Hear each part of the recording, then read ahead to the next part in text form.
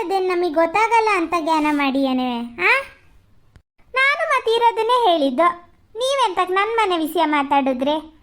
ನೀನು ತಾನು ಅಂತ ಮಾತಾಡಬೇಡಿ.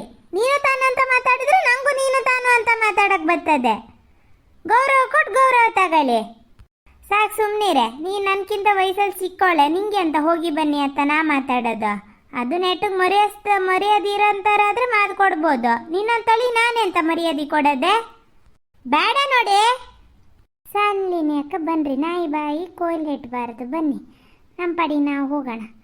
ನಾಯಿ ಬೊಗಳಿದ್ರೆ ದೇವ್ಲಕ್ಕೇನು ಹಾಳಾಗಲ್ಲ. ನಮ್ಮ ಮಾಲ್ ಹೆಂಗದೆ ಅನ್ನೋದು ನಮಗೆ ಗೊತ್ತು. ಸಾಕು ಬನ್ನಿ.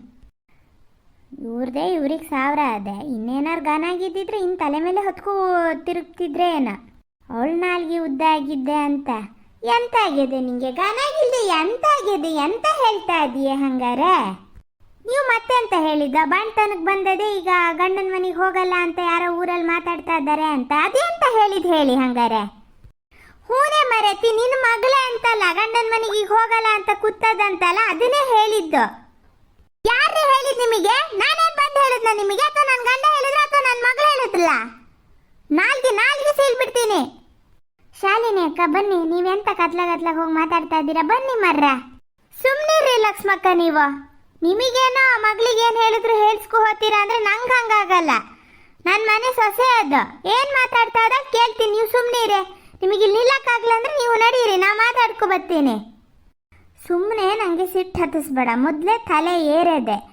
ಏನಾಗಿದೆ ಏನೋ? ಹೌದು, ನನ್ನ ಸೊಸೆ ನನ್ನ ಮಗನ ಬಿಟ್ಟು ಹೋಗಿತ್ತು. ಅದು ನನ್ನ ದಸೆಯಿಂದ. ಅವ್ರ ಗಂಡ ಹೆಂಡತಿ ಮಧ್ಯೆ ಸಮಸ್ಯೆ ಬಂದಿದ್ದಲ್ಲ. ನನ್ನ ದಸೆಯಿಂದ ಅವರಿಬ್ಬರು ದೂರ ಆಗಿದ್ರು. ಆಮೇಲೆ ನಾವೆಲ್ಲ ತಿದ್ಕೊಂಡು ಎಲ್ಲ ಗನಗದೀವ್ ದೇವ್ರ ದಯೆಯಿಂದ. ನೀನು ಏನು ಅವಳು ಯಾವಂದ ಜೊತೆ ಇತ್ತು ಅಂತ ಎಲ್ಲ ಮಾತಾಡೋದು? ನಿನ್ನ ಹೊಲಸು ಬಿದ್ದಿದ್ದ ಬಾಯಿಗೆ ಬೆಂಕಿ ಹಾಕಕ್ಕೆ ನೀನು ಮಾತ್ರ ನನ್ನ ಸೊಸೆ ಸುದ್ದಿ ಮಾತಾಡ್ಬೋದು. ನಿನ್ನ ಮನೇಲಿ ನಡೀತಿರೋ ಸುದ್ದಿನ ನಾ ಹೇಳಂಗಿಲ್ಲ. ನೀನು ನಮ್ಮ ಮನೇಲಿ ಇಲ್ದಿರೋ ಸುದ್ದಿ ಎಲ್ಲ ಹುಟ್ಟಿಸ್ಕೊಂಡು ಹೇಳ್ಬೋದು ಹಂಗಾರ ಅಲ್ಲನೇ? ಸಾಕು ಮುಚ್ಚ್ರಿ, ಸಾಕು. ನಿಮ್ಮ ಸೊಸೆ ಸಣ್ಣ ಬಟ್ಟೆ ಹಾಕೊಂಡು ಗಂಡಸ್ರ ಜೊತೆ ತಿರುಗ್ತಿದ್ದಿದ್ದು ನಂಗೇನು ಗೊತ್ತಿಲ್ಲ ಅನ್ಕೋಬೇಡಿ. ಮಂಗ್ಳಕ್ಕ ನಾಲ್ಗೆ ಬಿಗಿ ಹಿಡ್ದು ಮಾತಾಡಿ. ನಾನು ಇಷ್ಟೊತ್ತು ತಾಳ್ಮೇಲೆ ನಿಂತೀನಿ. ಶಾಲಿನಿ ಅಕ್ಕನು ಸುಧಾರಿಸ್ತಾ ಇದ್ದೀನಿ. ಮತ್ತು ತಲೆ ಕೆಟ್ಟರೆ ಮಾತ್ರ ನಾನು ಹಿಡ್ಕೊಂಡು ಜಪ್ಪಳೆ ನಿಮಗೆ ಮಾತ್ರ. ಏನ್ರಿ ಅದು? ನನ್ನ ಮಗಳು ಸಣ್ಣ ಬಟ್ಟೆ ಹಾಕ್ತಿದ್ದು ಹೌದು. ಅದು ಸಣ್ಣಲ್ಲ ಅಂತಲ್ಲ, ಕಾಲೇಜಿಗೆ ಹೋಗ್ತಾಯಿಂದ ಹಾಸ್ಟೆಲ್ಲೇ ಬೆಳೆದಿದ್ದು. ಅದು ಹಾಸ್ಟೆಲೆಲ್ಲ ಹೆಣ್ಮಕ್ಳು ಹೆಂಗಿರ್ತಾರೋ ಹಾಗೆ ಇದ್ದಿದ್ದು ಹೌದು. ಸಣ್ಣ ಬಟ್ಟೆ ಹಾಕುತ್ತದೆ. ಅದು ದುಡಿತದೆ. ಅದ್ರ ದುಡ್ಡಲ್ಲಿ ತಗೋತು ಬಟ್ಟೆ ಹಾಕೋದು. ಇಲ್ಲ ಅದ್ರ ಗಂಡ ಕೊಡ್ಸಾರೆ, ಇಲ್ಲ ಅದ್ರ ಅಪ್ಪ ಕೊಡ್ಸಾರೆ. ನಿನ್ನ ಮನೆಯಿಂದ ಬಂದೇನು ನನ್ನ ಮಗಳು ದುಡ್ಡು ತಗೊಂಡು ಸಣ್ಣ ಬಟ್ಟೆ ಹಾಕ್ಲ ಅಂಥದ್ರಲ್ಲಿ ನೀನೇನೇ ಮಾತಾಡೋದು? ಯಾವಂದ ಜೊತೆ ತಿರುಗ್ತಿತ್ತು ಅನ್ನೋಕೆ ನೀನು ಎಲ್ಲಿ ನೋಡಿಯೇ ನೀನು?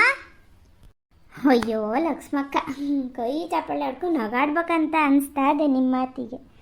ಯಾವನ್ನೋ ಮದುವೆ ಆಗ್ತೀನಿ ಅಂತ ಎಲ್ಲ ಹೋಗಿದ್ದೇನು ಗೊತ್ತಿಲ್ಲ ನನ್ನ ಅನ್ಕೋಬೇಡಿ ಮರ್ರ. ಎಲ್ಲ ಗೊತ್ತಾತ ಈಗ ನಿಮ್ಮ ಸುಮ್ಮನೆ ಇದು ದೊಡ್ಡ ಬಡಾಯಿ ಕೊಚ್ಕೊಳೋದು ನೀವು. ಸುಮ್ಮನಿರಿ, ಎಲ್ಲ ಗೊತ್ತು ನನಗೆ. ನಿನ್ನ ಮಗಳು ಅಷ್ಟೇ. ಅದೆಂಥದ್ದು ಪಿಕ್ಚರಿಗೆ ಸೇರ್ತೀನಿ, ಧಾರಾವಾಹಿಗೆ ಸೇರ್ತೀನಿ ಅಂತ ಎಲ್ಲಿಗೋ ಓಡೋಗಿ ಯಾವಂದ ಜೊತೆ ಎಲ್ಲ ಓಡೋಗಿತ್ತಲ್ಲ, ಅದು ಗೊತ್ತಿರಲ್ಲ ನಿಂಗೆ? ಅದು ಗೊತ್ತಿಲ್ಲೇನೋ ನಿಂಗೆ ಮರ್ತೋಗಿದ್ದೇನೋ ಅಲ್ಲೇ? ಥೂ ನಿನ್ನ, ಏನು ಕೆಟ್ಟ ಹೆಂಗ್ಸೆ ನೀನು. ಥೂ, ನಿನ್ನ ಬಾಯಲ್ಲಿ ಏನೇ ಬರ್ತದೆ ನಿನ್ನ ಬಾಯಲ್ಲಿ ಮಾತುಗಳು. ನಿನ್ನ ಮಗಳು ಸುದ್ದಿ ಇರೋದನ್ನ ಹೇಳಿದ್ರೆ ಬಾಯಲ್ಲಿ ಏನು ಬರ್ತದೆ ಅಂತ. ನೀನು ಮಾತ್ರ ಕಂಡರ್ ಮನೆ ಹೆಣ್ಮಕ್ಳು ಸುದ್ದಿ ಏನು ಬೇಕಾದ್ರೆ ಮಾತಾಡ್ಬೋದಲ್ಲ? ಥೂ, ನಿಮ್ಮಂಥ ದರಿದ್ರ ಹೆಂಗಸ್ರ ಹತ್ರ ಯಾರು ಮಾತಾಡ್ತಾರೆ? ನಾನು ಹೋಗ್ತೀನಿ ನನ್ನ ಪಾಡಿಗೆ ನಾನು. ಕಚಡ ಹೆಂಗಸ್ರು. ಯಾರಿಗೆ ಕಚಡ ಹೆಂಗ್ಸ ಅಂತ ಇದೀಯಾ ನೀನು? ಕಚಡ ಹೆಂಗ್ಸು ಹೋಗೆಲ್ಲೇ ಹೋಗು. ಹೋಗೆ. ಥೂ ನಿನ್ನ ಬಾಯಿ ಮಣ್ಣಾಕ ನಂಗೆ ಹೇಳ್ತಾಳೆ. ನಡಿಯ ಹೋಗೆ. ನೀನು ಹೋಗೆಲ್ಲೇ ಹೋಗ. ಏನು ದರಿದ್ರ ಹೆಂಗ್ಸ ಅಂತ. ಹೌದು ಮರ್ರ, ನಮ್ಮ ಗ್ರಾಚಾರಕ್ಕೆ ಎಂತಕ್ಕೆ ಸಿಕ್ತಿದ್ದು ಅಂತ.